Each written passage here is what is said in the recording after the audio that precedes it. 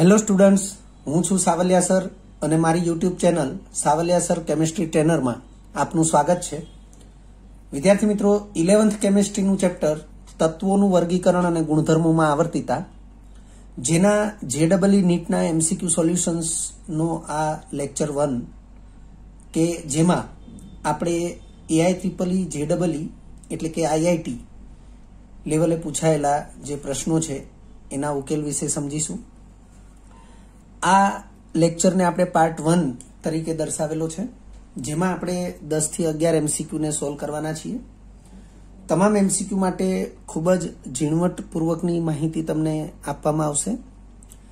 વિદ્યાર્થી મિત્રો, એક સ્પષ્ટતા ખાસ કરી દઈશ કે જેટલા પણ MCQ સોલ્યુશન્સના લેક્ચર આવે છે તેમાં અહીં AIEEE JEE અથવા IIT ના પ્રશ્નોનો ઉકેલ એવું ટાઇટલ હોય તો મહેરબાની કરીને નીટના વિદ્યાર્થીઓ એને એવોઇડ ન કરે, કારણ કે થોટ પ્રોસેસ અથવા તો તમારો થિંકિંગ પાવર એ MCQને ફેસ કરવાથી જ ડેવલપ થશે. અને તેથી હું કહીશ કે ચાહે AIEEE JEE ના MCQ સોલ્યુશન્સના લેક્ચર હોય કે નીટ કે PMTના MCQ સોલ્યુશનના લેક્ચર્સ હોય, પરંતુ A ગ્રુપ અને B ગ્રુપ બંનેના વિદ્યાર્થીઓ એ MCQને ધ્યાનથી સ્ટડી કરે. એનો ધ્યાનથી અભ્યાસ એટલા માટે જરૂરી છે કારણ કે MCQ વિશેનો જે આઈડિયા છે એ આઈડિયા મૂળભૂત રીતે આપણે ડેવલપ કરવાનો હોય છે. ખાસ કરીને ઇન્ફોર્મેશન ઓરિએન્ટેડ જે MCQs હોય છે અથવા તો આ પ્રકારના જે ચેપ્ટર્સ હોય છે એમાં જેટલી પણ માહિતી આપણે મહત્તમ MCQને સોલ્વ કરીશું એનાથી આપણને મળશે. તો શરૂ કરીએ.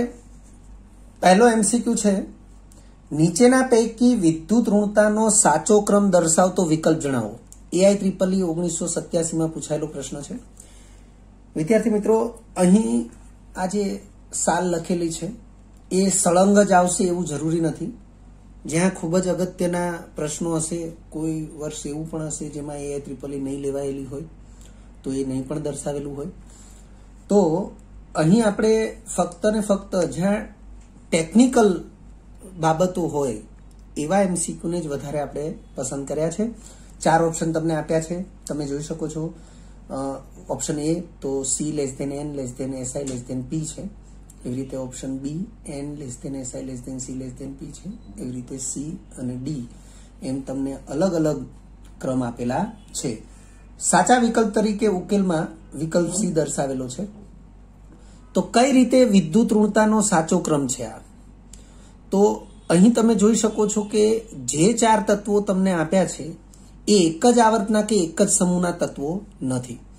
તો એક જ આવર્તના કે એક જ સમૂહના તત્વો ન આપ્યા હોય અને ત્યારે આપણે વિદ્યુત ઋણતાનો સાચો ક્રમ નક્કી કરવો હોય તો એ કઈ રીતે કરી શકાય એને લગતી માહિતી અહીંયા આપણે પ્રોવાઈડ કરીએ છીએ. આપેલ તત્વોની આવર્ત કોષ્ટકમાં ગોઠવણી અથવા તો આપેલ તત્વોનું આવર્ત કોષ્ટકમાં સ્થાન. તો મેં અહીં આપણે કોષ્ટક મેં નાનું એવું બતાવ્યું છે, જેમાં આ દિશામાં આપણે સમૂહનો ક્રમ દર્શાવેલો છે, આ દિશામાં આપણે આવર્તનો ક્રમ દર્શાવેલો છે. તો આપણે જે 4 તત્વો આપેલા છે એ છે સિલિકોન, ફોસ્ફરસ, કાર્બન અને નાઇટ્રોજન. તો 14મા સમૂહમાં કાર્બન અને સિલિકોન એ એકબીજાની એકબીજાની ઉપર નીચે આવેલા છે. તમે જોઈ શકો છો કે બીજા આવર્તનો તત્વ કાર્બન છે, ત્રીજા આવર્તનો તત્વ સિલિકોન છે. સેમ એ જ પ્રમાણે આપણે 15મા સમૂહમાં જોઈએ તો નાઇટ્રોજન અને ફોસ્ફરસ છે. એ બીજા આવર્તનો તત્વ નાઇટ્રોજન અને ત્રીજા આવર્તનો તત્વ ફોસ્ફરસ છે. વિદ્યાર્થી મિત્રો, આ બાબતથી તમે પરિચિત હોવા જોઈએ. ઉપરાંત આપણે આવર્તમાં અને સમૂહમાં વિદ્યુત ઋણતાની લાક્ષણિકતા જાણતા હોવા જોઈએ કે આવર્તમાં ડાબીથી જમણી તરફ જઈએ તત્વોના પરમાણુ ક્રમાંક વધે તેમ વિદ્યુત ઋણતા વધે છે. અને સમૂહમાં ઉપરથી નીચે તરફ, તમે જોઈ શકો છો તીરની નિશાની નીચે તરફ દર્શાવેલી છે. સમૂહમાં ઉપરથી નીચે તરફ જઈએ તત્વોના પરમાણુ ક્રમાંક વધે એમ વિદ્યુત ઋણતા ઘટે છે. તો આ બાબતને આપણે ધ્યાનમાં રાખીએ તો આવર્તના સંદર્ભમાં વિદ્યુત ઋણતાનો સાપેક્ષ ક્રમ તમે જોઈ શકો છો. બીજા આવર્તના સંદર્ભમાં વિચારીએ તો કાર્બન નાઇટ્રોજન, તો કાર્બનની સાપેક્ષે નાઇટ્રોજનની વિદ્યુત ઋણતા વધારે હશે. એવી રીતે સિલિકોનની સાપેક્ષે ફોસ્ફરસની વિદ્યુત ઋણતા વધારે હશે, કારણ કે બીજા આવર્તમાં કાર્બન નાઇટ્રોજન છે, ત્રીજા આવર્તમાં સિલિકોન ફોસ્ફરસ છે, એટલે આવર્તના સંદર્ભમાં વિદ્યુત ઋણતાનો ક્રમ આ પ્રમાણે થશે. જ્યારે સમૂહના સંદર્ભમાં વિદ્યુત ઋણતાનો પરિણામી સાપેક્ષ ક્રમ, તો સ્વાભાવિક છે કે ઉપરથી નીચે તરફ જઈએ તો વિદ્યુત ઋણતા ઘટે. અર્થ કે કાર્બન નાઇટ્રોજનની વિદ્યુત ઋણતા સિલિકોન ફોસ્ફરસ કરતા વધારે હશે, એટલે કે સિલિકોન ફોસ્ફરસની વિદ્યુત ઋણતા ઓછી, કાર્બન નાઇટ્રોજનની વિદ્યુત ઋણતા વધારે. એટલે આ ક્રમ છે એને આપણે પહેલા દર્શાવવો પડે અને આ ક્રમને પછી દર્શાવવો પડે, તો એને પરિણામી સાપેક્ષ ક્રમ તરીકે દર્શાવી શકીએ, જે આપણને વિકલ્પ સી માં આપેલું છે. બીજા નંબરનો એમસીક્યુ છે, સોડિયમ, મેગ્નેશિયમ, એલ્યુમિનિયમ અને સિલિકોનની પ્રથમ આયનીકરણ એન્થાલ્પીનો સાચો સાપેક્ષ ક્રમ જણાવો. EIEEE 1988માં પૂછાયેલો પ્રશ્ન છે. તો તમને અલગ અલગ ક્રમ આપેલા છે, તમે જોઈ શકો છો. Less than, greater than, less than, greater than, greater than, greater than, greater than, less than, greater than, greater than, greater than, less than. તો વિદ્યાર્થી મિત્રો, આ પ્રકારનું જ્યારે આપણને આપ્યું છે, તો અહીંયા ડિસ્ટર્બ છે, અહીંયા ડિસ્ટર્બ છે, અહીંયા ડિસ્ટર્બ છે, અહીંયા એક ધારું છે. તો યાદ રાખીશું કે આપણે આવું greater than, greater than, greater than સળંગ એક ધારું આપ્યું છે, તો એને આમ પસંદ જ નહીં કરી લેવાનું, કારણ કે આવું ન પણ હોય અને એવું આપણે અમુક કારણોસર વિચારીને જ પસંદ કરવું જરૂરી છે. વિકલ્પ એ સાચો વિકલ્પ છે. ઉકેલમાં આપણને વિકલ્પ એ દર્શાવ્યો છે.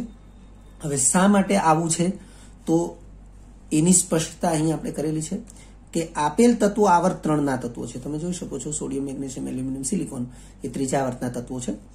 હવે એમાં સોડિયમ, મેગ્નેશિયમ સમૂહ પહેલા અને બીજાના તત્વો છે, એટલે S વિભાગના. એલ્યુમિનિયમ, સિલિકોન એ P વિભાગના તત્વો છે. એટલે બે અલગ વિભાગના તત્વો જ્યારે હોય ત્યારે આપણે એ બંને એકબીજાને જ્યાં મળતા હોય ત્યાં આપણે થોડુંક એલર્ટ થવું પડે. જેમ કે સમૂહ 1નો તત્વ સોડિયમ, સમૂહ 2નો તત્વ મેગ્નેશિયમ અને પછી P વિભાગ શરૂ થાય ત્યાં સમૂહ 13નું તત્વ એલ્યુમિનિયમ અને સમૂહ 14નું તત્વ સિલિકોન.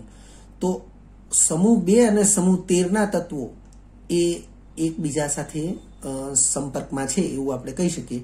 એટલે S વિભાગ અને P વિભાગ એ જ્યાંથી સંપર્કમાં આવે એ સમૂહ 2 અને સમૂહ 13 છે. તો એના માટે આપણે થોડુંક અલગથી વિચારવું જોઈએ. તો અહીં આપણે લખ્યું છે, આવર્તમાં ડાબીથી જમણી તરફ જતા તત્વોના પરમાણુ કદ ઘટવાની સાથે આયનીકરણ એન્થાલ્પીના મૂલ્યો વધે છે. એટલે આપણે આમ ડાબીથી જમણી તરફ જઈએ એમાં આયનીકરણ એન્થાલ્પીના મૂલ્યો વધે છે, એ સર્વસામાન્ય નિયમ છે.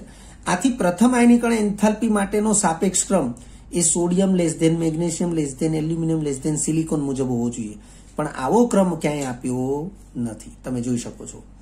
હજુ પણ વાસ્તવિકતા શું છે એ નેક્સ્ટ પેજ ઉપર આપણે દર્શાવી છે. ફરીથી જોઈ લો. આવો સાપેક્ષ ક્રમ હોવો જોઈએ, પણ આ પ્રમાણેની સ્થિતિને વિચારવા જઈએ તો સોડિયમ લેસ ધેન મેગ્નેશિયમ અહીંયા આપ્યું છે, અહીંયા આપ્યું છે, લેસ ધેન સિલિકોન અહીંયા આપ્યું છે, અહીંયા આપ્યું છે, તો પાછું અહીંયા સોડિયમ લેસ ધેન મેગ્નેશિયમ નથી આપ્યું. એટલે એ પ્રમાણે તમે જોવા જશો તો સોડિયમ લેસ ધેન મેગ્નેશિયમ અને સિલિકોન એ સૌથી મોટું એવું ફક્ત વિકલ્પ એમાં આપ્યું છે, બાકી ક્યાંય એવું બંધ બેસતું આપ્યું નથી. અહીંયા સિલિકોન સૌથી વધારે આપ્યું છે પણ સોડિયમ સૌથી ઓછું આપ્યું નથી. અહીંયા સોડિયમ સૌથી ઓછું આપ્યું છે તો સિલિકોન સૌથી વધારે આપ્યું નથી. એ પ્રમાણે તમે વિચારો તો વિકલ્પ એ જે છે એ મહત્તમ બંધ બેસતો આવે છે, પરંતુ આ જે અસમતા છે Mg ગ્રેટર ધેન Al એટલે કે મેગ્નેશિયમ ગ્રેટર ધેન એલ્યુમિનિયમ એ અહીં નથી. તો એને આપણે અહીં બીજા પેજ ઉપર સમજાવેલી છે, તમે જોઈ શકો છો. અહીં આપણે સ્પષ્ટ કર્યું છે, પરંતુ મેગ્નેશિયમ અને એલ્યુમિનિયમ ભિન્ન વિભાગ એટલે કે અનુક્રમે S વિભાગ અને P વિભાગ. મેગ્નેશિયમ છે એ S વિભાગનું તત્વ છે, એલ્યુમિનિયમ છે એ P વિભાગનું તત્વ છે. તો મેગ્નેશિયમ અને એલ્યુમિનિયમ એ ભિન્ન વિભાગના તત્વો છે, જેથી ઇલેક્ટ્રોન રચના, તો મેગ્નેશિયમ માટે ઇલેક્ટ્રોન રચના નિયોન કમ્પ્લીટ 3s2 છે, જ્યારે એલ્યુમિનિયમ માટે ઇલેક્ટ્રોન રચના નિયોન કમ્પ્લીટ 3s2 3p1 છે. એનાથી આપણને ખ્યાલ આવે છે કે આ S વિભાગનું તત્વ છે, આ P વિભાગનું તત્વ છે.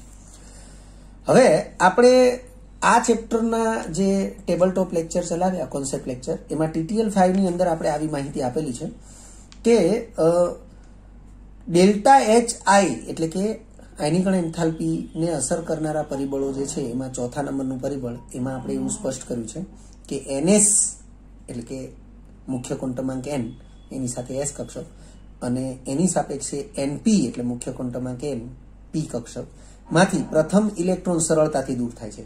અર્થ કે અહીંયા 3s કક્ષક છે તો n બરાબર 3 લખ્યું છે, જ્યાં n એટલે સમાન મુખ્ય ક્વોન્ટમાંક 3s અને 3p ને વિચારીએ તો 3s ની સાપેક્ષે 3p કક્ષકમાંથી પ્રથમ ઇલેક્ટ્રોન સરળતાથી દૂર થાય છે. વિદ્યાર્થી મિત્રો, TTL 5 ને તમે રિવાઇઝ કરજો અને એમાં આયનીકરણ એન્થાલ્પીને અસર કરનારા પરિબળોમાં ચોથું પરિબળ, તો એમાં આપણે એવું સ્પષ્ટ કર્યું છે કે સમાન મુખ્ય ક્વોન્ટમાંક માટે s કક્ષકમાં રહેલા ઇલેક્ટ્રોનની સાપેક્ષે p કક્ષકનો ઇલેક્ટ્રોન સરળતાથી દૂર થશે, p કક્ષકના ઇલેક્ટ્રોનની સાપેક્ષે d કક્ષકનો ઇલેક્ટ્રોન સરળતાથી દૂર થશે અને d કક્ષકની સાપેક્ષે f કક્ષકનો ઇલેક્ટ્રોન સરળતાથી દૂર થશે. એટલે કે સમાન મુખ્ય ક્વોન્ટમાંક માટે જો વિવિધ કક્ષકો માટે આયનીકરણ એન્થાલ્પીના મૂલ્યો વિચારવામાં આવે તો NS કક્ષકમાં રહેલા ઇલેક્ટ્રોનને દૂર કરવા માટેની આયનીકરણ એન્થાલ્પીનું મૂલ્ય સૌથી વધારે હશે. NP કક્ષકમાં રહેલા ઇલેક્ટ્રોનને દૂર કરવા માટેનું આયનીકરણ એન્થાલ્પીનું મૂલ્ય સાપેક્ષમાં ઓછું હશે. ND કક્ષકમાંથી ઇલેક્ટ્રોન દૂર કરવા માટેનું આયનીકરણ એન્થાલ્પીનું મૂલ્ય એનીથી પણ ઓછું હશે અને NF કક્ષકમાંથી ઇલેક્ટ્રોન દૂર કરવા માટેની આયનીકરણ એન્થાલ્પીનું મૂલ્ય સૌથી ઓછું હશે. તો એ સ્થિતિને અનુલક્ષીને આપણે વિચારીએ તો એલ્યુમિનિયમની 3p કક્ષકનો એક ઇલેક્ટ્રોન સરળતાથી દૂર થશે, જ્યારે Mg એટલે કે મેગ્નેશિયમની 3s કક્ષકમાંથી ઇલેક્ટ્રોન સરળતાથી દૂર થશે નહીં અને તેથી મેગ્નેશિયમની પ્રથમ આયનીકરણ એન્થાલ્પીનું મૂલ્ય વધારે આવશે અને એલ્યુમિનિયમની પ્રથમ આયનીકરણ એન્થાલ્પીનું મૂલ્ય ઓછું થશે. એટલે લખ્યું છે આથી મેગ્નેશિયમની સાપેક્ષે એલ્યુમિનિયમનો પ્રથમ ઇલેક્ટ્રોન સરળતાથી દૂર થશે. આમ એલ્યુમિનિયમની સાપેક્ષે મેગ્નેશિયમનો ΔHI1 વધુ હશે, એટલે કે પ્રથમ આયનીકરણ એન્થાલ્પીનું મૂલ્ય વધુ હશે અને તેથી ΔHI1 એટલે કે પ્રથમ આયનીકરણ એન્થાલ્પીનો સાચો સાપેક્ષ ક્રમ sodium less than magnesium greater than aluminium less than silicon.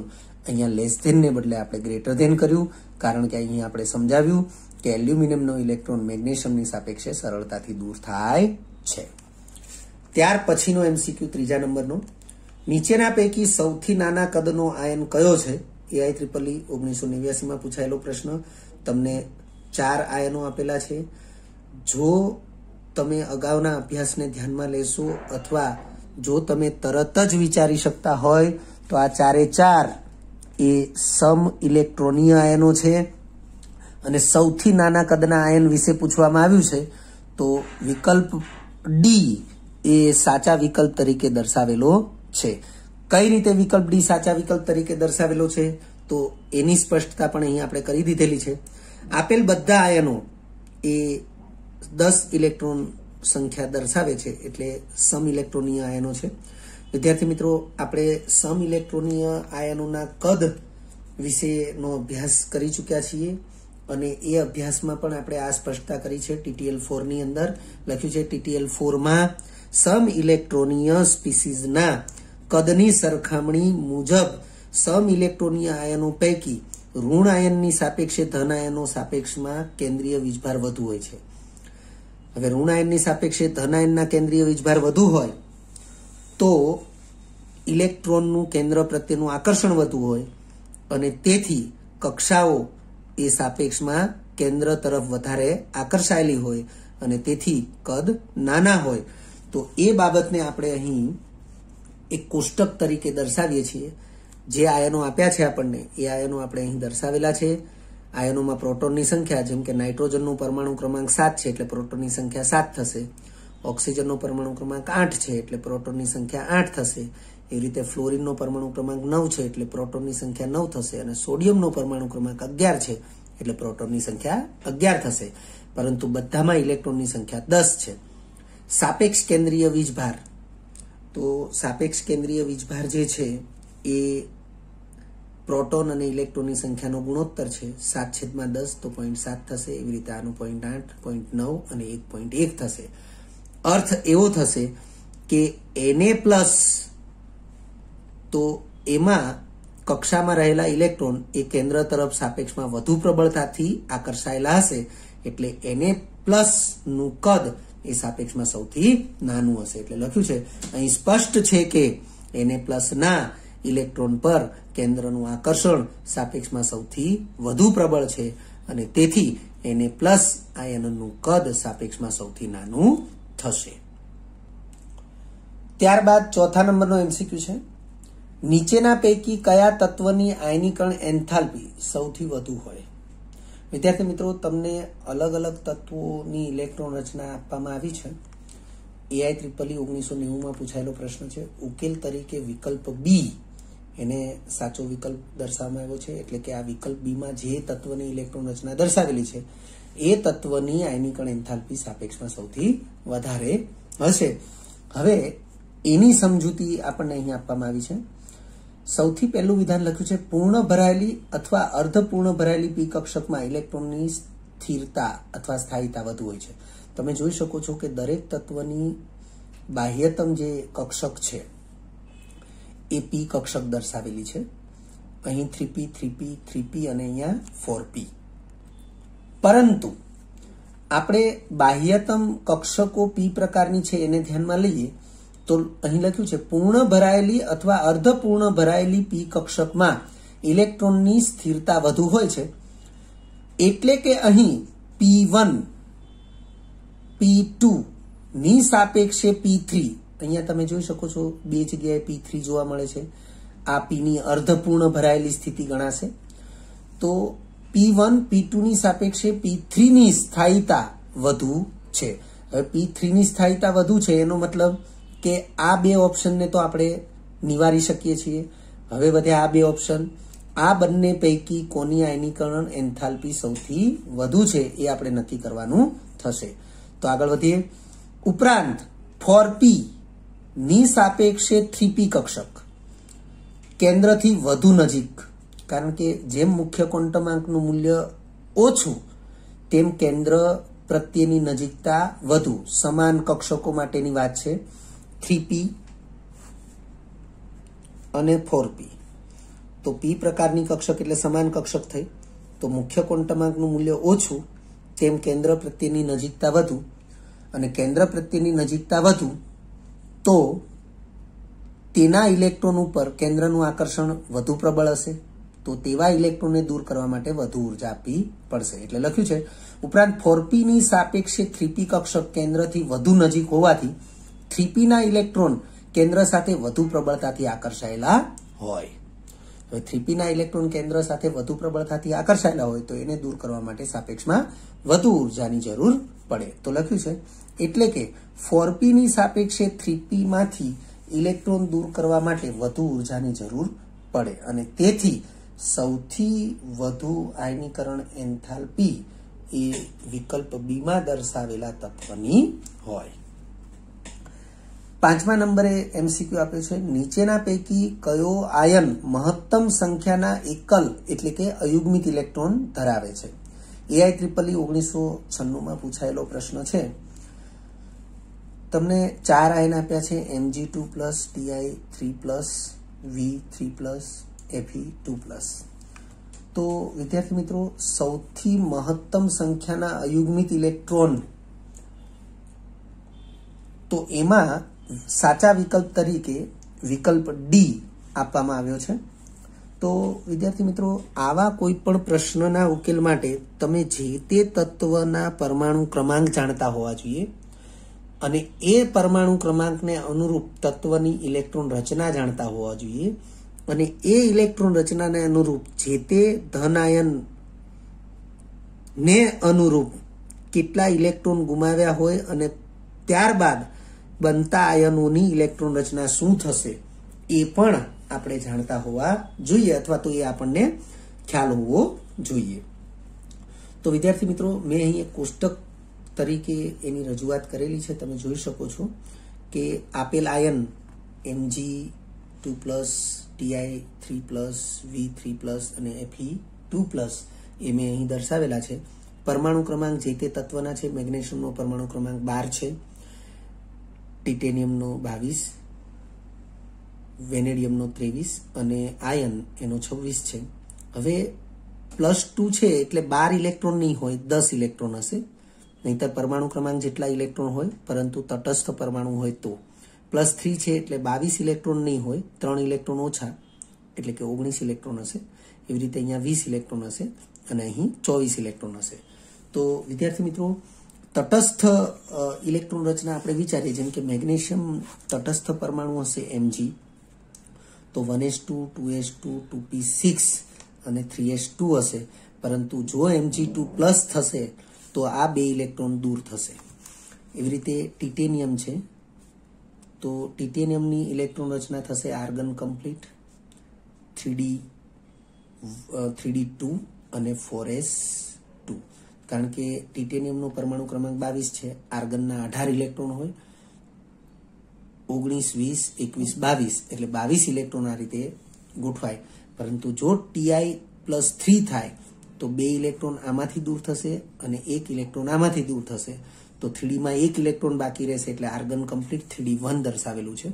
એવી રીતે વેનેડિયમ છે, તો વેનેડિયમ માટે પરમાણુ ક્રમાંક 23 છે, ઇલેક્ટ્રોન રચના થશે આર્ગન કમ્પ્લીટ 3d3 અને 4s2. હવે જો વેનેડિયમ +3 હોય તો 2 ઇલેક્ટ્રોન આ દૂર થશે અને 1 ઇલેક્ટ્રોન આમાંથી દૂર થશે. 1 ઇલેક્ટ્રોન દૂર થાય, આમાંથી 1 ઇલેક્ટ્રોન દૂર થાય, તો હવે 3D માં 3 છે એનાથી વધશે 2, તો 3d2 થશે. અને એવી રીતે Fe, તો Fe Z બરાબર 26 છે એટલે આર્ગન કમ્પ્લીટ 3d6, 4s2 થશે. પણ +2 વીજભાર થવા માટે 2 ઇલેક્ટ્રોન દૂર થશે, 6 એઝ ઇટ ઇઝ રહેશે. તો વિદ્યાર્થી મિત્રો, તમે જોઈ શકો છો કે અંતિમ જે કક્ષક છે, જેમ કે આમાં P કક્ષક છે, આમાં D કક્ષક અંતિમ છે, તો એ જે અંતિમ કક્ષક છે એમાં ઇલેક્ટ્રોન રચના આપણે દર્શાવી છે. વિદ્યાર્થી મિત્રો, આમ તો આપણે P કક્ષકમાં ઇલેક્ટ્રોન રચના દર્શાવી હોય તો P ના આવી રીતે 3 બોક્સ કરીએ છીએ, એવી રીતે D ના 5 બોક્સ કરીએ છીએ. આ પ્રકારની સિસ્ટમથી આપણે પરિચિત છીએ. પરંતુ એક અન્ય સિસ્ટમ પણ છે, 3 બોક્સ ન કરવા હોય તો 3 આપણે આવી રીતે આડી લીટી દર્શાવીએ. આમાં જેમ 6 ઇલેક્ટ્રોન આપણે આ રીતે દર્શાવીએ એમ બીજી સિસ્ટમ જે છે એમાં 6 ઇલેક્ટ્રોન આ રીતે દર્શાવવાના હોય છે. બંને ઇલેક્ટ્રોન દર્શાવવા માટેની સિસ્ટમ વેલિડ છે.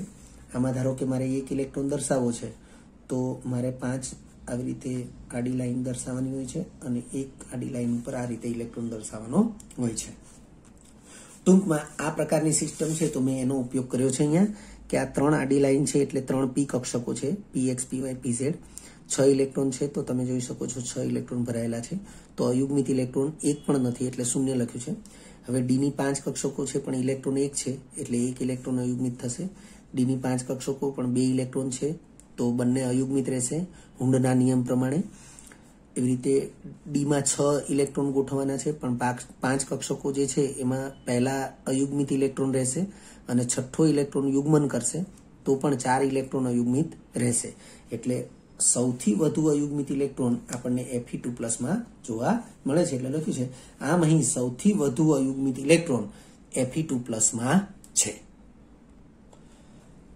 ત્યારબાદ 6થા નંબરનો MCQ છે, નીચેના પૈકી કયું વિધાન ખોટું છે?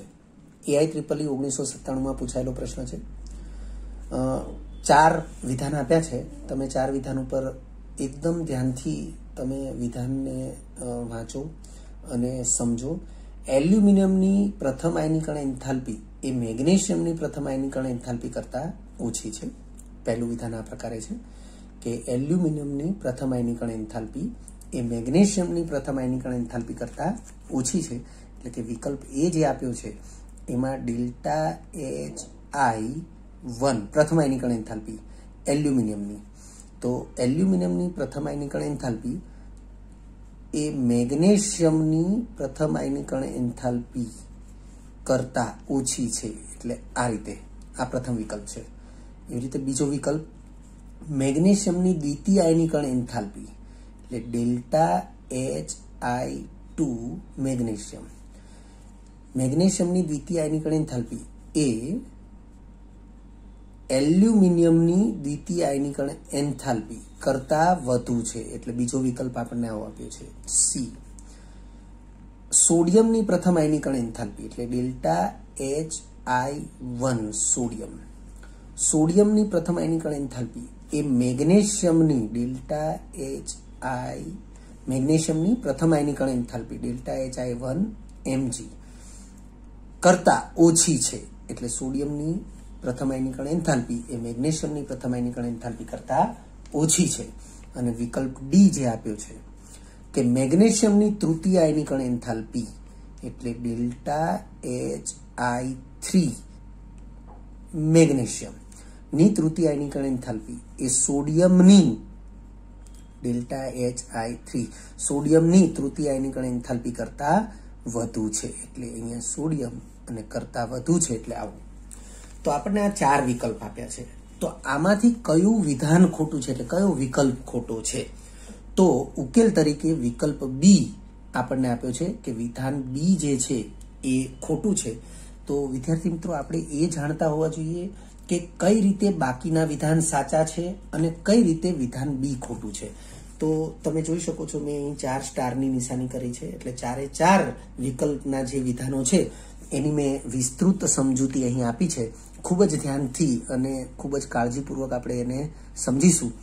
વિધાન એ સાચું છે, કારણ કે એલ્યુમિનિયમનો પ્રથમ ઇલેક્ટ્રોન એ 3p1 માંથી જશે. તમે એલ્યુમિનિયમની ઇલેક્ટ્રોન રચનાને ધ્યાનમાં લેશો તો એલ્યુમિનિયમનો અંતિમ ઇલેક્ટ્રોન એ 3p કક્ષકમાં એક જ ઇલેક્ટ્રોન છે. તો લખ્યું છે એલ્યુમિનિયમનો પ્રથમ ઇલેક્ટ્રોન 3p1 માંથી, જ્યારે મેગ્નેશિયમનો પ્રથમ ઇલેક્ટ્રોન એ 3s2 માંથી દૂર થાય છે. કારણ કે આપણે મેગ્નેશિયમની ઇલેક્ટ્રોન રચના લઈએ તો આપણને ખ્યાલ આવશે કે એના અંતિમ 2 ઇલેક્ટ્રોન છે જે 3s માં છે, દૂર થાય છે.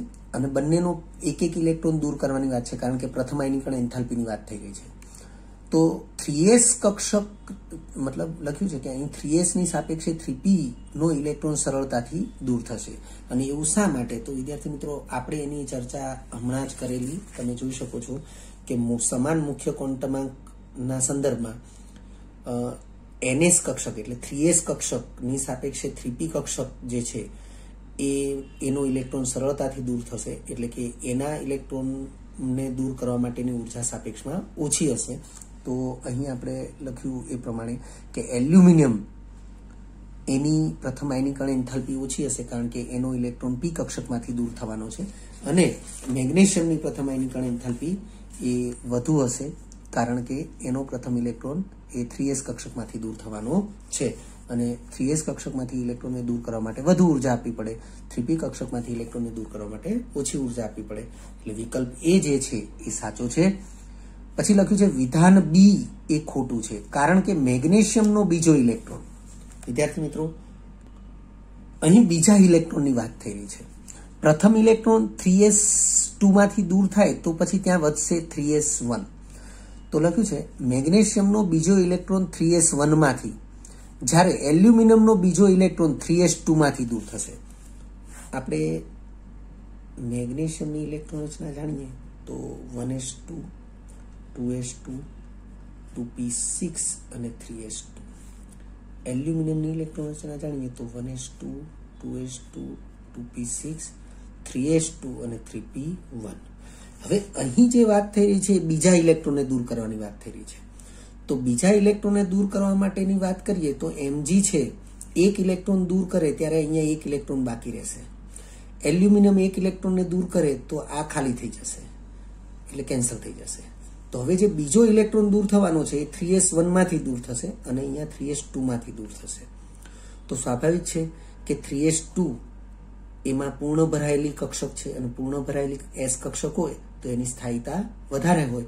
તો આપણે એ સમજૂતીને આગળ વધારીએ છીએ કે મેગ્નેશિયમનો બીજો ઇલેક્ટ્રોન એ 3s1 માંથી, જ્યારે એલ્યુમિનિયમનો બીજો ઇલેક્ટ્રોન એ 3s2 માંથી દૂર થશે. કારણ કે બીજા ઇલેક્ટ્રોનને દૂર કરવા માટે જે ઉર્જા હોય એને આપણે દ્વિતીય આયનીકરણ એન્થાલ્પી કહીએ છીએ. તો પૂર્ણ ભરાયેલી s કક્ષકમાંથી ઇલેક્ટ્રોનની s કક્ષકમાં ઇલેક્ટ્રોનની સ્થાયીતા વધુ હોવાથી, એટલે કે 3s2 પૂર્ણ ભરાયેલી કહેવાય. તો એલ્યુમિનિયમનો બીજો ઇલેક્ટ્રોન છે એ સાપેક્ષમાં વધુ, જેને દૂર કરવાની વાત થઈ રહી છે એની સ્થાયીતા સાપેક્ષમાં વધુ હશે. એટલે લખ્યું છે પૂર્ણ ભરાયેલી s કક્ષકમાં ઇલેક્ટ્રોનની સ્થિરતા અથવા સ્થાયીતા વધુ હોવાથી ΔHI2 મેગ્નેશિયમ, એટલે કે મેગ્નેશિયમનો જે બીજો ઇલેક્ટ્રોન છે એ સાપેક્ષમાં સરળતાથી દૂર થશે, પણ એલ્યુમિનિયમનો બીજો ઇલેક્ટ્રોન સાપેક્ષમાં સરળતાથી દૂર થશે નહીં. અને તેથી મેગ્નેશિયમની દ્વિતીય આયનીકરણ એન્થાલ્પી ઓછી હોય અને એલ્યુમિનિયમની દ્વિતીય આયનીકરણ એન્થાલ્પી વધુ હોય, પરંતુ અહીં આપણને જે વિધાન આપ્યું છે એનો મતલબ આનાથી વિરુદ્ધ થાય છે, એટલે કે આનાથી વિપરીત થાય છે લખ્યું છે, પરંતુ અહીં તેનાથી વિરુદ્ધ વિધાન આપ્યું છે અને તેનાથી વિરુદ્ધ વિધાન આપ્યું છે માટે તે વિધાન ખોટું છે. વિધાન સી સાચું છે, કારણ કે સોડિયમનો પ્રથમ ઇલેક્ટ્રોન 3s1 માંથી જ્યારે મેગ્નેશિયમનો પ્રથમ ઇલેક્ટ્રોન 3s2 માંથી દૂર થશે. અહીં પૂર્ણ ભરાયેલી એસ કક્ષકમાંથી ઇલેક્ટ્રોનને દૂર કરવા વધુ ઉર્જા આપવી પડે, એટલે મેગ્નેશિયમના પ્રથમ ઇલેક્ટ્રોનને દૂર કરવા માટે વધારે જ ઉર્જા આપવી પડે. આમ પણ વિદ્યાર્થી મિત્રો આપણે એવું જાણીએ છીએ કે એક જ આવર્તમાં ડાબીથી જમણી તરફ જઈએ તો સોડિયમ ડાબી બાજુ છે, મેગ્નેશિયમ જમણી બાજુ છે. ડાબીથી જમણી તરફ જઈએ એમ તત્વોના કદ ઘટશે એટલે ઇલેક્ટ્રોનને દૂર કરવા માટે આપવી પડતી ઉર્જા એટલે કે આયનીકરણ ઉર્જા વધશે. એટલે સોડિયમની પ્રથમ આયનીકરણ એન્થાલ્પીની સાપેક્ષે મેગ્નેશિયમની પ્રથમ આયનીકરણ એન્થાલ્પી વધુ જ હોય અને એની સમજૂતી આપણે આ પ્રમાણે પણ વિચારી જ શકીએ છીએ. એટલે લખ્યું છે કે પૂર્ણ ભરાયેલી એસ કક્ષકમાંથી ઇલેક્ટ્રોનને દૂર કરવા વધુ ઉર્જા આપવી પડે અને તેથી delta HI1 sodium less than delta HI1 magnesium થશે. તો એ વિધાન સાચું છે. એવી રીતે વિધાન ડી પણ સાચું છે, કારણ કે મેગ્નેશિયમનો ત્રીજો ઇલેક્ટ્રોન, વિદ્યાર્થી મિત્રો મેગ્નેશિયમના આ 2 ઇલેક્ટ્રોન જતા રહેશે તો આ રચના જે છે એ નિયોન કમ્પ્લીટ ઇલેક્ટ્રોન રચના છે અને નિષ્ક્રિય તત્વની ઇલેક્ટ્રોન રચના એ સંવૃત્ત ઇલેક્ટ્રોન રચના છે. તેમાંથી ઇલેક્ટ્રોન દૂર કરવા માટે ઘણી મોટી ઉર્જા આપવી પડે છે. તો લખ્યું છે કે મેગ્નેશિયમનો ત્રીજો ઇલેક્ટ્રોન એ નિયોન કમ્પ્લીટ રચનામાંથી દૂર થશે, જ્યારે સોડિયમનો ત્રીજો ઇલેક્ટ્રોન એ 2p5 રચનામાંથી દૂર થશે. વિદ્યાર્થી મિત્રો સોડિયમની ઇલેક્ટ્રોન રચનાને આપણે ધ્યાનમાં લઈ રહ્યા છીએ. સોડિયમ તો 1s2 2s2 2p6 3s1. પ્રથમ ઇલેક્ટ્રોન આ દૂર થાય, બીજો ઇલેક્ટ્રોન આમાંથી દૂર થાય તો હવે રહ્યા 5 ઇલેક્ટ્રોન અને ત્રીજો ઇલેક્ટ્રોન છે એ 3p5 માંથી દૂર થશે. તો અહીંયા આપણે ત્રીજા ઇલેક્ટ્રોનને દૂર કરવાની વાત શા માટે કરી રહ્યા છીએ? તો પ્રશ્નની અંદર જે વિકલ્પ આપ્યો છે એમાં તૃતીય આયનીકરણ એન્થાલ્પીની ચર્ચા છે. તો તૃતીય આયનીકરણ એન્થાલ્પી ત્યારે જ લાગુ પડે જ્યારે ત્રીજા ઇલેક્ટ્રોનને દૂર કરવાનો થાય. તો મેગ્નેશિયમનો ત્રીજો ઇલેક્ટ્રોન એ નિયોન કમ્પ્લીટ રચનામાંથી દૂર થશે, જ્યારે સોડિયમનો ત્રીજો ઇલેક્ટ્રોન એ 2p5 ઇલેક્ટ્રોન રચનામાંથી દૂર થશે. તો જે નિષ્ક્રિય તત્વની ઇલેક્ટ્રોન રચનામાંથી ઇલેક્ટ્રોનને દૂર કરવાનો હોય તો એની ઉર્જા સાપેક્ષમાં સૌથી વધારે હશે. તો લખ્યું છે 2p5 રચનામાંથી દૂર થશે જે સાપેક્ષમાં ઓછી ઉર્જાથી દૂર થશે. એટલે આ 2p5 નો ઇલેક્ટ્રોન છે એ સાપેક્ષમાં ઓછી ઉર્જાથી દૂર થશે અને તેથી delta HI3 mg greater than delta HI3 sodium થશે, જે આપણે વિકલ્પ ડી માં આપ્યું છે એ મુજબનું જ છે. એટલે વિધાન ડી એ પણ સાચું છે. ત્યાર પછી 7મા નંબરનો MCQ છે, આપેલ સ્પીસીઝ માટે ત્રિજ્યાનો સાચો સાપેક્ષ ક્રમ પસંદ કરો. AIEEE 2000 માં પૂછાયેલો પ્રશ્ન. તમને 4 ઓપ્શન આપેલા છે. 4 ઓપ્શન પૈકી 2 ઓપ્શનમાં તટસ્થ પરમાણુ આપેલા છે, બીજા 2 ઓપ્શનની અંદર આયનો આપેલા છે. ઉકેલ તરીકે વિકલ્પ બી એને સાચો વિકલ્પ દર્શાવવામાં આવ્યો છે કે વિકલ્પ બી ની અંદર તમને 3 ઋણ આયનો આપેલા છે અને આપણો અભ્યાસ જો વધારે સચોટ હશે તો તરત જ આપણને ખ્યાલ આવી જશે કે આ એક જ આવર્તના તત્વો છે અને સમ ઇલેક્ટ્રોનીય આયનો છે.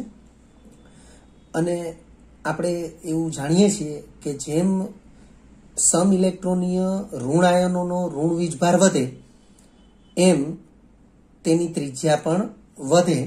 તો એ બાબતની સ્પષ્ટતા પણ અહીં આપણે સમજૂતીમાં આપેલી છે. વિકલ્પ એ એક જ આવર્તના તત્વો છે, નાઇટ્રોજન, બેરિલિયમ, બોરોન ત્રણે એક જ આવર્તના તત્વો છે. આવર્તમાં ડાબીથી જમણી તરફ જઈએ તત્વોના પરમાણુ ક્રમાંક વધે એમ પરમાણુની ત્રિજ્યા ઘટે અને જમણીથી ડાબી તરફ જઈએ એમ તત્વોના પરમાણુ ક્રમાંક ઘટે અને પરમાણુની ત્રિજ્યા વધે. તો આપણે એવું જાણીએ છીએ કે અહીં બેરિલિયમ આમ આવર્તમાં સ્થાન વિચારીએ તો બેરિલિયમ પછી બોરોન આવે અને પછી નાઇટ્રોજન આવે. તો નાઇટ્રોજનનું કદ એ સાપેક્ષમાં સૌથી નાનું થશે, બેરિલિયમનું કદ એ સાપેક્ષમાં સૌથી મોટું થશે. તો તો આ ક્રમ પ્રમાણે આપેલું હોવું જોઈએ, પણ અહીં આપણને જે આપ્યો છે એ ક્રમ, અથવા આને આ રીતે ઉલટો લખીએ તો nitrogen less than boron less than beryllium થવું જોઈએ, પરંતુ અહીં એવો ક્રમ આપ્યો નથી. એ રીતે વિકલ્પ બી જે છે એ સમ ઇલેક્ટ્રોનીય 3 આયનો છે, 10 ઇલેક્ટ્રોન ધરાવતા આયનો છે, તેમજ 3 ઋણ વીજભારિત આયનો છે. જેમ ઋણ વીજભાર વધુ તેમ સાપેક્ષ કેન્દ્રીય વીજભાર ઓછો, અને સાપેક્ષ કેન્દ્રીય વીજભાર ઓછો તેથી પરમાણુય ત્રિજ્યા અથવા તો આયનીય ત્રિજ્યા વધુ હોય છે.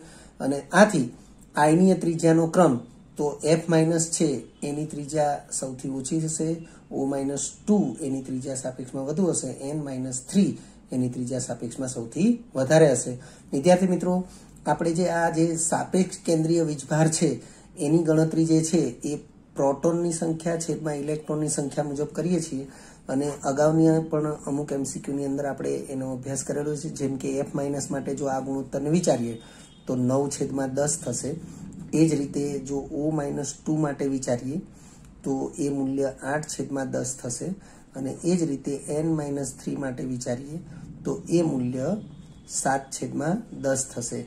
તમે જોઈ શકો છો કે અહીં સાપેક્ષ કેન્દ્રીય વીજભાર સૌથી ઓછો છે, તેથી કક્ષાના ઇલેક્ટ્રોન કેન્દ્ર પ્રત્યે ખૂબ જ ઓછી પ્રબળતાથી આકર્ષાયેલા હશે. અહીં સાપેક્ષમાં વધુ પ્રબળતાથી આકર્ષાયેલા હશે, એટલે અહીંયા ત્રિજ્યા સાપેક્ષમાં સૌથી ઓછી હોય, અહીંયા ત્રિજ્યા સાપેક્ષમાં સૌથી વધારે હોય.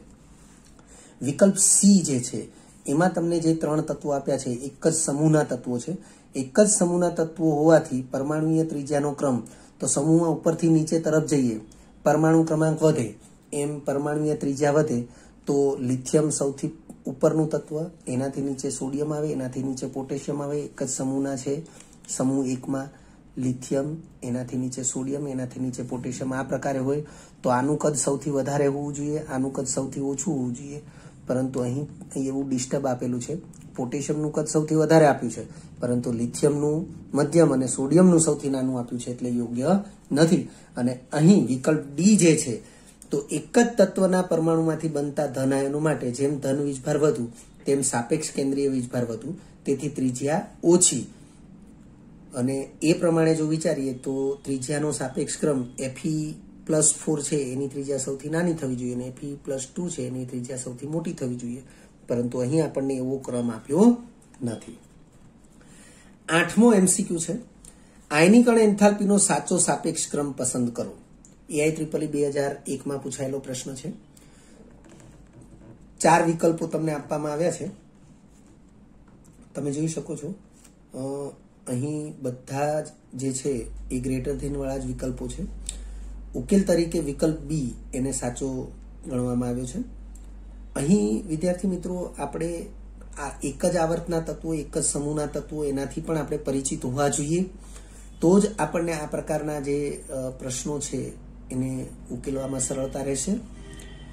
લખ્યું છે વિકલ્પ બી જ સાચો છે. કારણ શું છે? તો એક જ સમૂહમાં ઉપરથી નીચે તરફ જતા તત્વોના પરમાણુ ક્રમાંક વધવા સાથે તેના પરમાણુ કદ વધે છે, જ્યારે આયનીકરણ એન્થાલ્પી ઘટે છે, જેનું સંપૂર્ણપણે ફક્ત ને ફક્ત વિકલ્પ બી ની અંદર જ પાલન થાય છે.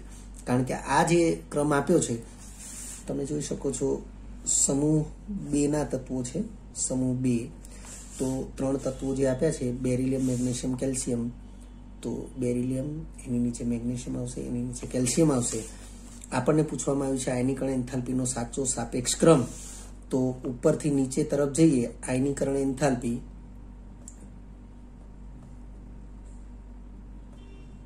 ઘટે તો બી ની સૌથી વધારે હશે, મેગ્નેશિયમની એનથી ઓછી, કેલ્શિયમની સૌથી ઓછી હશે. તો એ જે પાલન છે એ ફક્ત અહીંયા જ થાય છે.